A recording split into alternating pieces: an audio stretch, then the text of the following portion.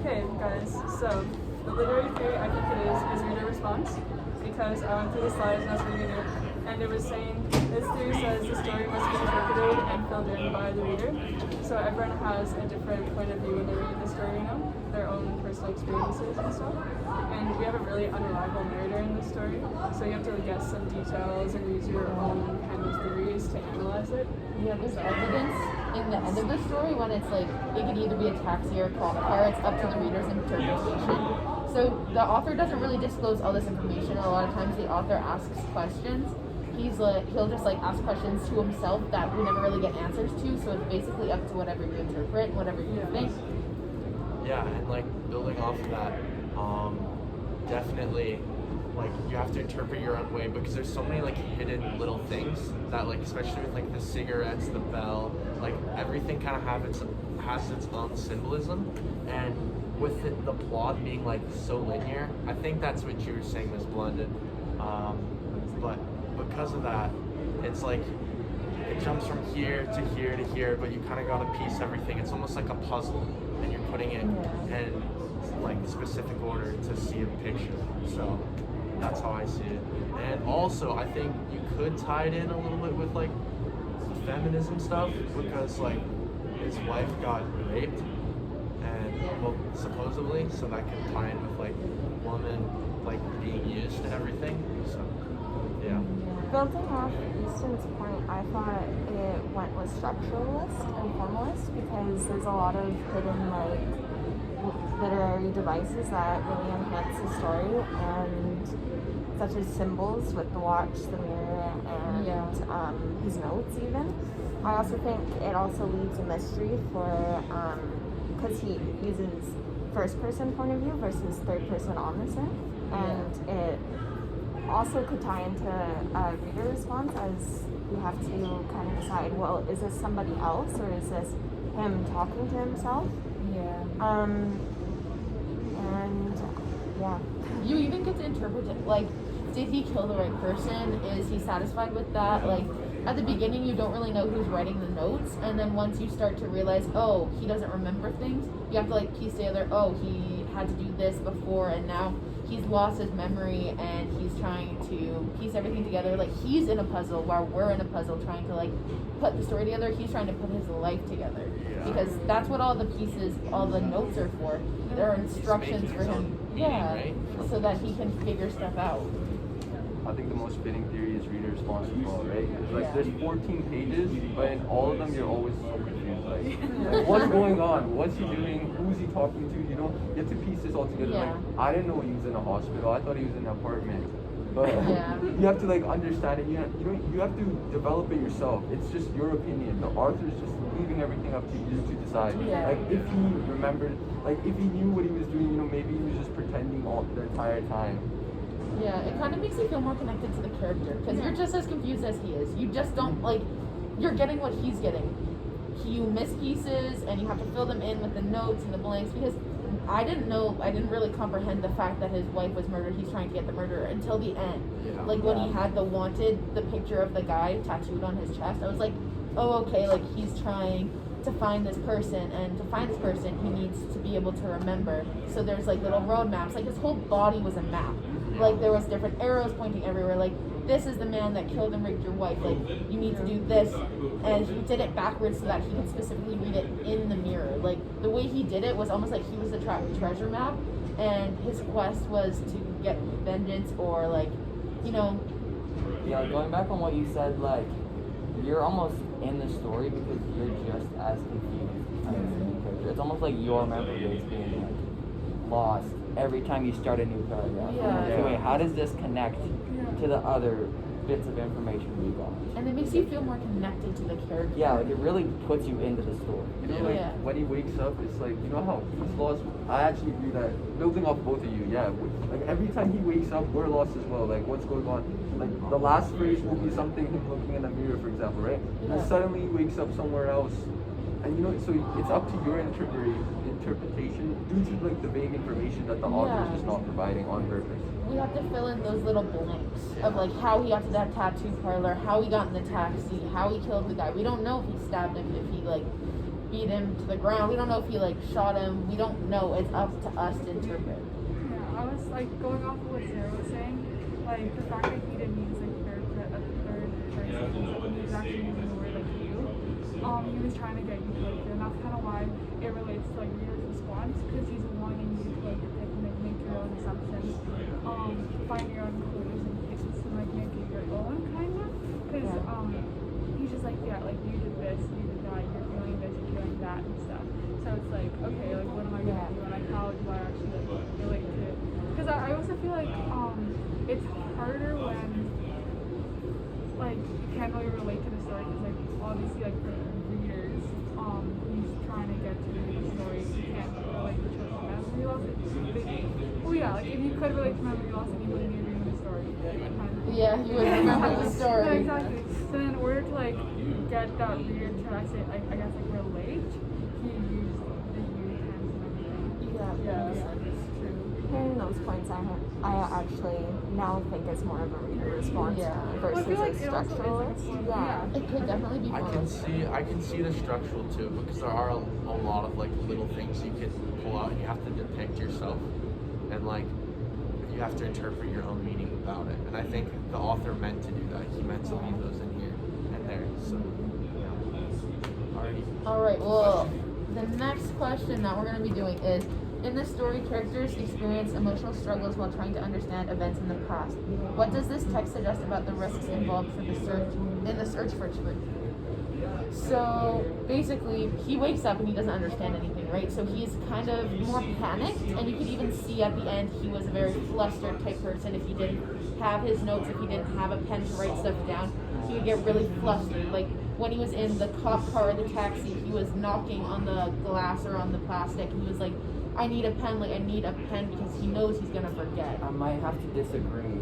I think he's way more of a laid back person. Like, he might have murdered someone. He doesn't really remember. He's just smiling. He's fine. He's looking at, he's waving at all these people, and then he's like, oh, maybe I should write this down. Maybe I should get a pen. Yeah.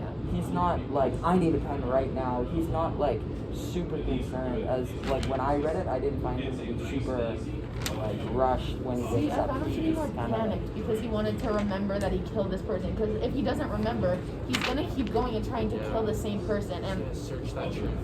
that's why I found it was more of like he was kind of wasn't necessarily super concerned, but just he needed to get it done to like keep himself cool, keep him calm. Yeah, I want to disagree with you because it says right here in the story, he was hammering the plastic divider between him and the driver, begging the man for a pen. He was frantic, you know, he wanted to get this down so he can remember it, you know. 'Cause now he's just lost. Now he's just gonna go murder someone else after he comes out of his sentence, you know.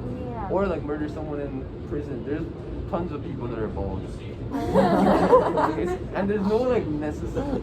Maybe like the goatee part, like just like you know how tattoos fade away, right? Yeah. Maybe that part fades away, so he just kills every bald person. Like I don't know. I also see both of your points, but going with Nelson's, there's just a bit more information that I feel develops that he's more of a laid back kind of person, because through the story,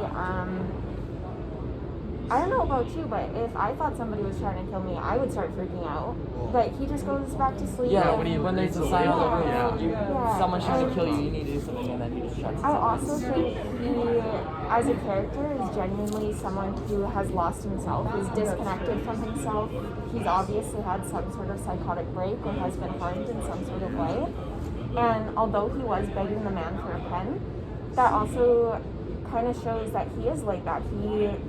He realizes, oh yeah, I just killed somebody, but I need a pen. It kind He's of more so like reminds kind you of of Dark self-centered. City, where like John woke up, he didn't remember anything. This guy woke up, he didn't remember Yeah. anything, and he just all of a sudden was like, oh, there's someone coming to get me. Like I need to figure this out. He had to piece the parts together. But the difference between John is he could remember what he had done after he woke up. I feel like you guys are just like misguided because like he's so frantic. Every time he wakes up, he needs to get like a tattoo, you know, something. Like But I do see difference. No. he's so frantic. He wants notes on him. He wants to get this done. Well, then again, No, if you're losing your memory no. every 10 minutes, you're going to be panicked. He's waking up, he's going to the bathroom, looking at his tattoos. He's smoking Yeah. his cigarettes. He's taking his time. He wakes up. He looks on the roof, and there's a note telling him he needs to get it. He needs to figure out what's going on. People are trying to kill him, and Yes, he goes he- back to bed. And when he looks he at like doesn't- he the doesn't- brain stuff, it's not like he like freaks out about it. He's kind of just like, oh, he's like, Yeah, that's like it cool. doesn't And then he really feels go his into lump, and then his he's like, thoughts good about night now. what he's Memory. thinking. I feel like it's because he forgets everything. Like, you know, he probably forgot that someone's trying to kill him. Like, because he has that. Like, a normal person wouldn't, right? And the brain scans, like, it's not like he remembers those are his. He's just, like, waking up, seeing random brain scans, and he's like, I don't know who left him here. But you notice at certain points in the story, he remembers things that you wouldn't expect him to remember. Like, he has shorter term memory loss than he does. Like, he remembers when I was in grade school, the teachers always wanted us to write lists. I learned about these bells that people would pull. He remembers all these things, but you don't really know how he remembers them because, like, even the brain scan could kind of infer that he didn't really damage his long-term memory. He more damaged his short-term memory because he was always like, where's my wife? I need to show her this. He didn't remember, like, short-term things, but he remembered when I was a kid, this would happen, this would That's happen. what it says at the Like, how does beginning he of the remember his story. wife? or It something? says that he has backwards amnesia and he talks about it, and it's like he remembers his past, like remembers being a kid in his childhood and stuff, but he doesn't remember the like very recent future. But that's like when all the big things in his life happen. Yeah, exactly. I think the biggest risk he's taking with like searching for the truth, he's only really doing it for his past, like his past self, like not for his present self, because like every time he wakes up, he keeps forgetting, right? And, Yeah. But when he's like writing back to himself, he kind of has like a thought of memory, and that's what's guiding him. Like this big list, this master plan is guiding him. It's guiding this selfless, selfless self, because he doesn't know how to like really go about anything. So he's just reading off this list, and he's like, oh, this is what I need to do now. And he's like, just continues without questioning it. Yeah. But So I think he's also taking his time. Like, he has his watch, he has his alarms to keep him going. yeah. But at that point, like, his memory keeps resetting. He's not on normal Yeah. people time. He's not on a set schedule for other people. Like, he's on his own time. Like, he can take it as long as he wants to, like, get all the information. Get all the Yeah. right You person. guys have anything to say about it? Maybe this will help, but how do you think these points reveal what type of person he is? Like, do you, reading about him, how would you guys describe his personality? He's like he has control over himself. He is more like an intellectual type person because if I would forget things over and over and over again, I honestly would not think to write down these notes and make these like get Put 'em myself on the roof, tattooed, put 'em on figure the out where to put them. I literally would just, I'd just be there. I'd just live. I just okay. I don't remember. Even though he doesn't remember his memories, right? But he still remembers, his behavioral patterns. Yeah. He knows he'll go to the washroom, look right get a there, cigarette, look at the brush his roof. teeth. He knows the exact spots so that he can always restart quickly. Yeah. Even though he's lost his memory, he's doing this stuff. Like if it was me, I wouldn't even remember to write the notes. But he knows when he needs to start writing notes and everything. And for him, it's like time heals all wounds, right? But he doesn't have any time, so his wounds will never heal. And he's always going to be that person seeking revenge because his wounds will never heal. He'll always remember that someone killed his wife, he'll always be out for revenge. And Yeah. especially since he didn't get the pen at the end. Do you think he'll remember killing the guy, or do you think he'll forget? He'll forget. How does he remember Because if he something? doesn't write it down, he's not gonna remember. Yeah. He has to get it tattooed on him. Even if he writes it down, like It'll wash away, just like it said in the shower. The lists wash away. Definitely correlates to having He's that tattoo. exactly like the fact that tattoos are permanent, and he kind of like encourages himself. Like even at the end, he said, "And you have to keep trying. Eventually, you will come across the next item on your list." He's giving himself encouragement, but he also kind of speaks down on himself. Like he says stuff like "You're a fucking coward" and everything, which kind of reminds me of Rainy River, where the guy thought he was a coward. He went to war, right? He thinks he's being a coward because he hasn't successfully killed the man who killed his wife. Going back on what Sarah said, like dealing with who he kind of is as a person, I feel like he's more of a laid back person. Still, Yeah. I still kind of think that. Like I agree. with the notes, he's reminding himself, but he's also like not in a huge rush to go out of his apartment and go go actually find this person. I think that has to tie in. Sorry, I think that has to tie in with his amnesia. Just because like it's like that. It's because he resets. He starts from point A, goes to point B, point A, point B. Does that over and over again, so he can't really retain anything. And because of that, let's say if he does kill this guy, he won't know. Like it won't stay in his head like, oh shit, like I killed this person. But I mean, in the end, he would actually be satisfied with that. But Like ties into like his personality. I didn't really get a sense of who he was because he like resets every 10 minutes. He mentions like most people go through and they're like a different person and throughout their life and they kind of switch between who they are. But he doesn't get that like freedom or anything because he doesn't know who he is. Like he wakes up and he's like, who am I? What's my past? Like where am I? And all this stuff. So I feel like he doesn't have any time to build a personality. It's more just like him figuring stuff out. You're figuring stuff out as he is. You don't know. He doesn't know anything. It's kind of hard to gauge his like personality. Yeah, exactly. Like I definitely think there are hints that he maybe was a little more frantic before the whole incident or whatever happened. But I feel like he like is more laid back now because of his like 10-minute whatever, right? Because like obviously if you don't remember like what happened, like what happened when you wake up and you don't know what's going on, you're not gonna be stressed. Well, I guess it's kind of like exactly. Right? But then obviously you're like, oh, like well, what the heck is going on? I kind of got the idea that he didn't really think very highly of himself, especially because when he was talking about the judgment day and everything, he says like the chosen are herded off to heaven and the rest of us, the ones who failed the test, just keep on going oblivious.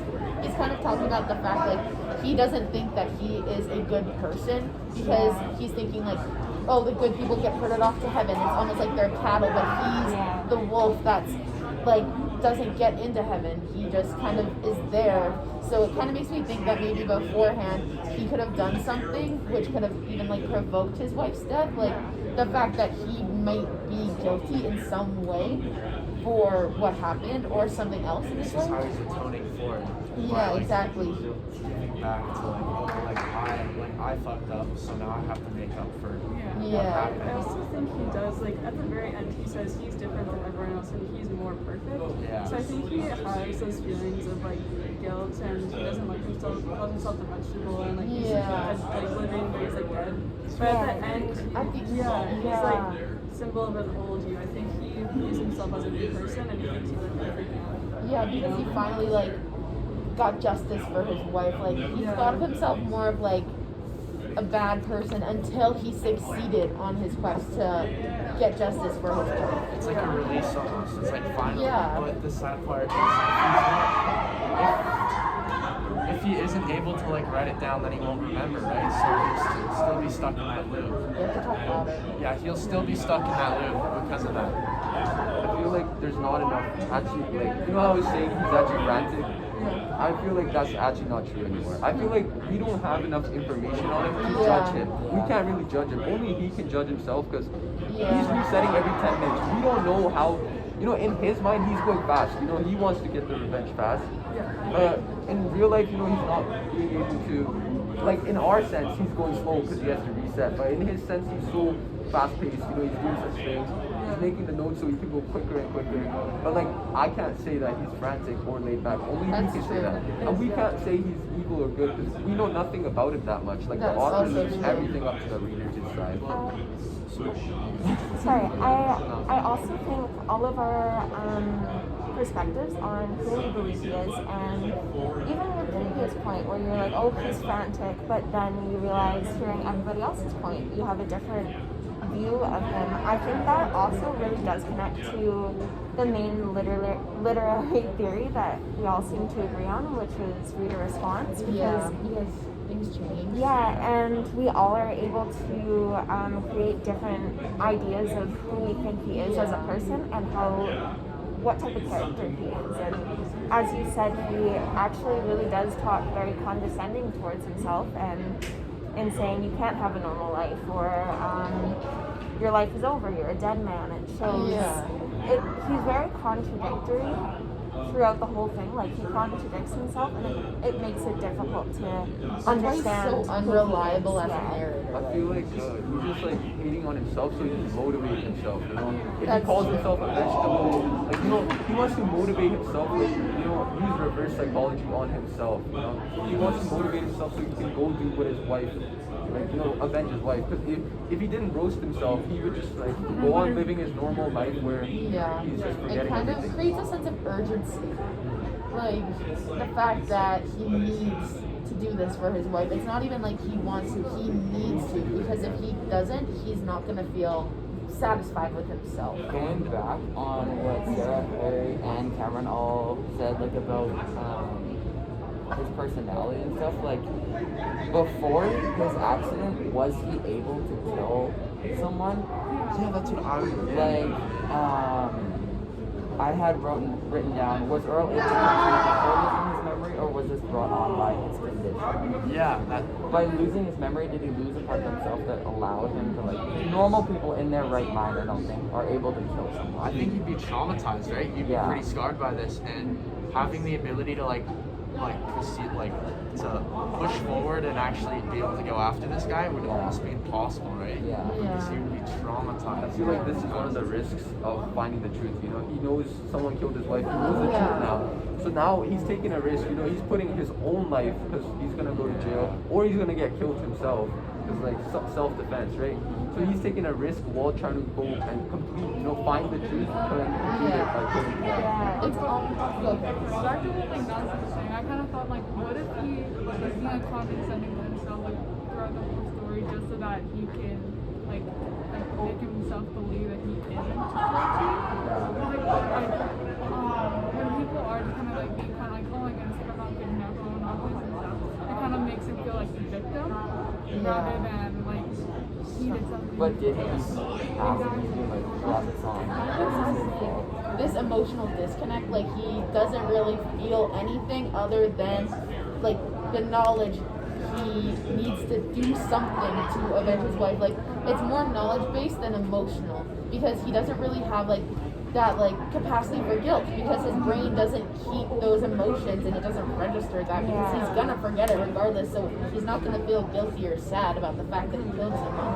He said even like because he's different than other people, like he only lives in 10 minutes, like he can't move on from this. Like normal people will be able to like process their wife's death and the murder and like rape and all that and then move on. Yeah, Like, you're I- angry, but you know what I mean?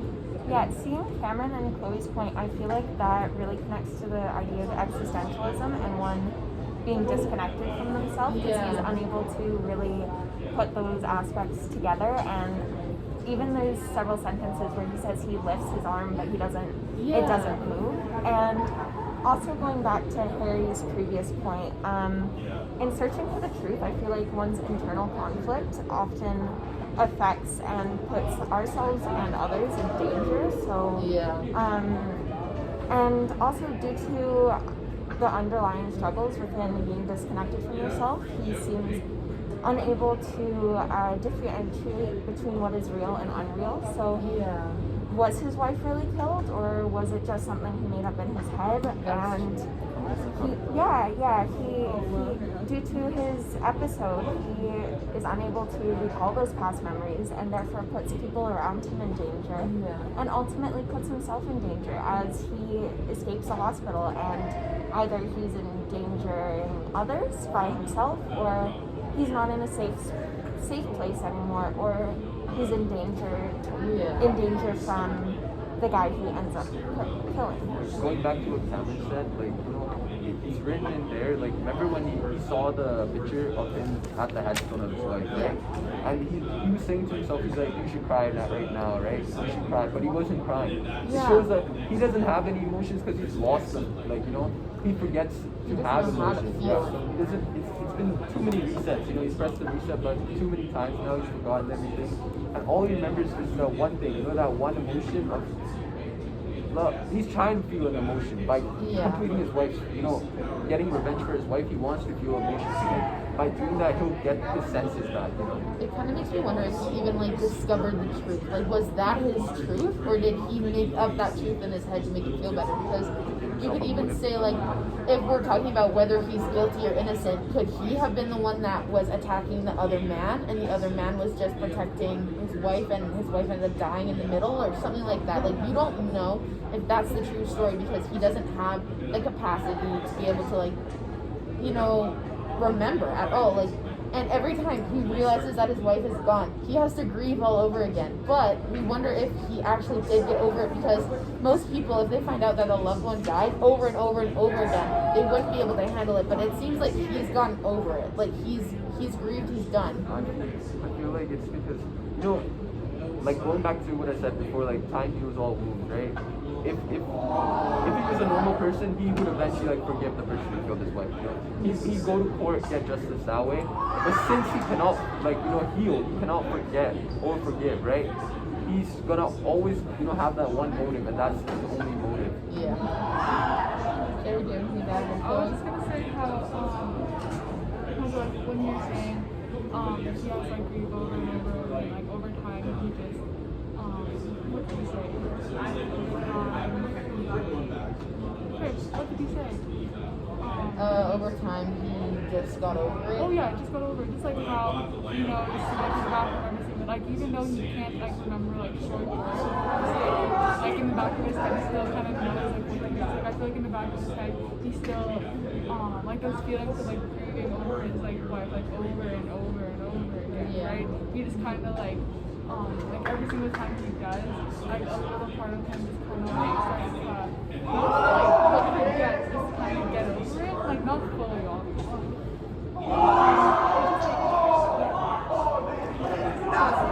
It's just like that pattern of having to like do it over and over and over again. You kind of have to think like maybe eventually or just like he may not even just like forgotten, just like kind of stop caring as much. I feel like if he stopped caring, he wouldn't get revenge for it. That's true. Like that's his only motivation. Yeah, we need to speak louder. I mean, it's almost time. Let's just end it. Oh, I just wanted to ask, do you guys think he was in a taxi or a cop car? He's in a cop car. I think he's in a taxi. There's so much evidence.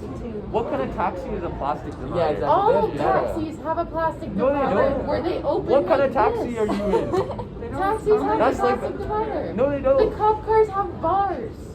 They have a plastic. No, some cop cars. Depends on what shows you watch, right? Some cop cars have the plastic dividers too. This is gonna be an argument, but okay. I There's guess that's also- the end of our there's also metal segment. bars in We the can't Jesus. argue. Alright. My turn. Thank you, Miss Blunt. got this. Thank you. Yeah. Guys,